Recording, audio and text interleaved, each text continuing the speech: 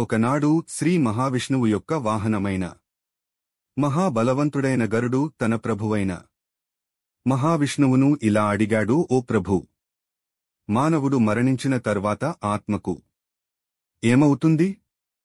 పరలోకంలో వారి గతి ఏంటి అని అడిగాడు.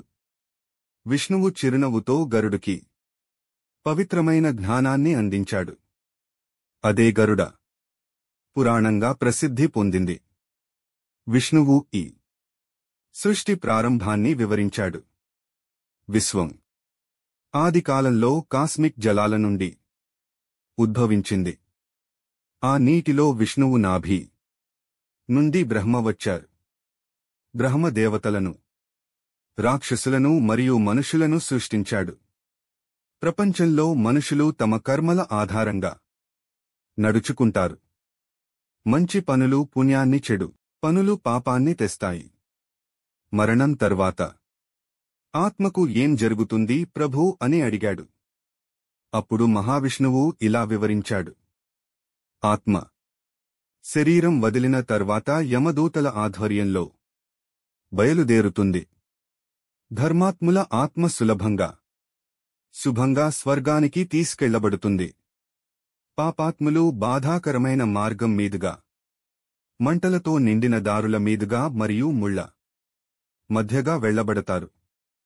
యమధర్మరాజు సన్నిధిలో ఆత్మ యొక్క కర్మలు చదివే పత్రాలు చిత్రగుప్తుడు నిర్వహిస్తాడు. తదనంతరం పుణ్యములు ఎక్కువైతే ఆత్మ స్వర్గానికి వెళుతుంది. పాపాలు అధికమైతే నరకాలకు పంపబడుతుంది. నరకాలు అనేవి శాశ్వత శిక్షలు కావు.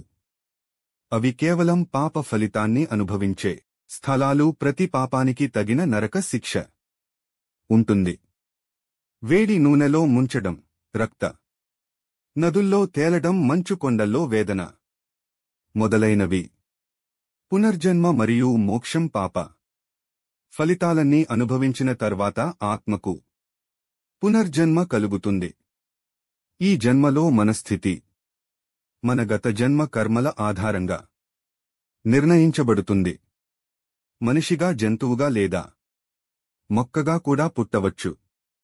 ధర్మాన్ని అనుసరించడం, భగవంతుని నామస్మరణ, భక్తి, జ్ఞాన సాధన ఇవన్నీ ఆత్మను జనన మరణ చక్రం నుండి విముక్తి చేస్తాయి. మహావిష్ణువు చివరగా గరుడుతో ఇలా అన్నారు.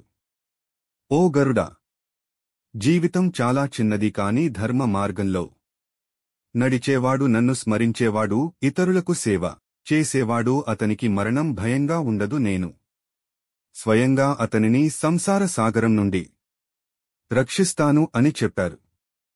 ఇదే గరుడ పురాణ సారాంశం. మనిషి ఎలా జీవించాలో, ఎలా మరణించాలో, చివరికి ఎలా ముక్తిని పొందాలో తెలియజేసే పవిత్రమైన మార్గదర్శిని అని వివరించారు గారు.